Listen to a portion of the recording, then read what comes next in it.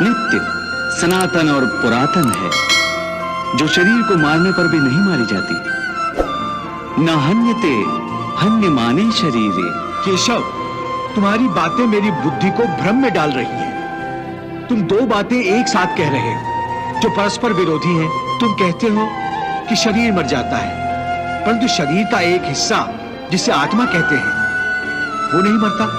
नहीं अर्जुन, मैंने आत्मा को शरीर का एक हिस्सा नहीं कहा। मैंने कहा है कि आत्मा और शरीर दो अलग अलग चीजें हैं। जैसे तुम और तुम्हारा कवच दो अलग चीजें हैं।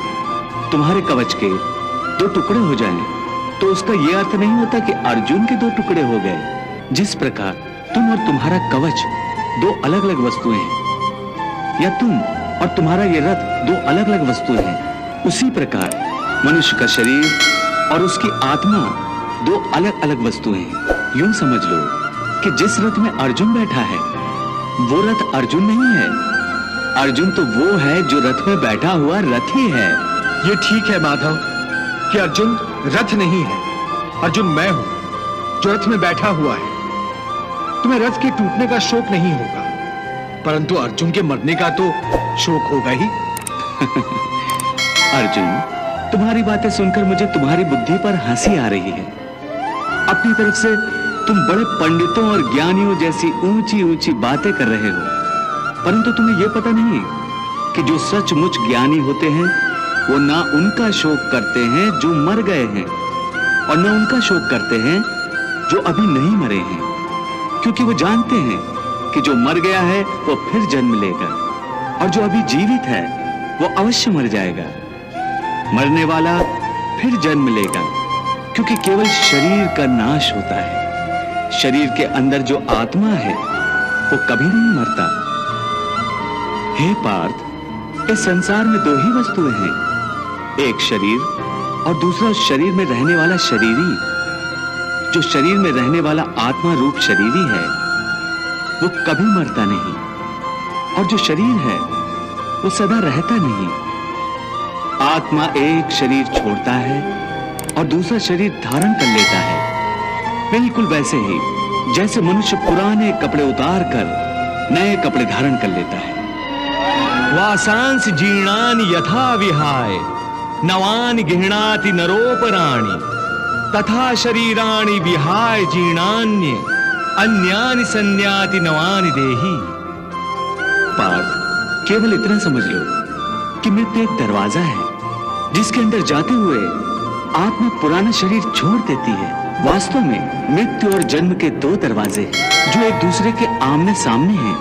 प्राणी जब मृत्यु के दरवाजे पर पहुंचता है तो उस शरीर की मृत्यु हो जाती है। फिर आत्मा का प्रकाश उस शरीर को छोड़कर आगे चला जाता है,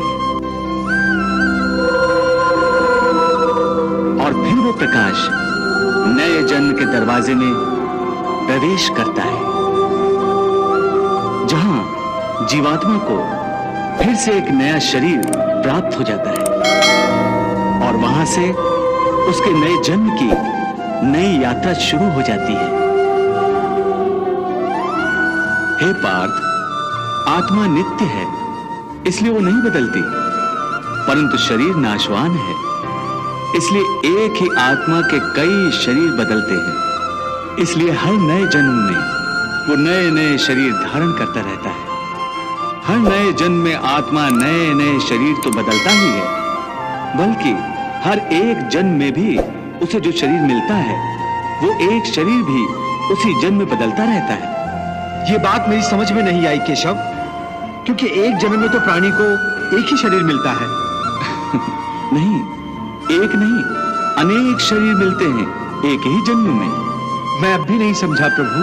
मैं समझाता हूं। याद करो अपना बचपन। उस समय अर्जुन का शरीर कैसा था?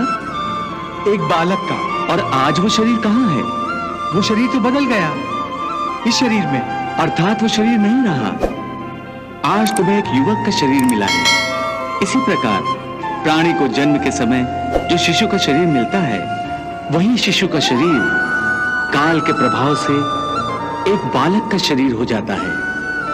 फिर वो किशोर अवस्था में आता है, फिर एक जवान पुरुष का शरीर बनता है, फिर अधेड़ उम्र का, फिर बूढ़े का रूप लेकर अंत में एक सूखे पत्ते की तरह जीवन के वृक्ष से टूटकर गिर जाता है।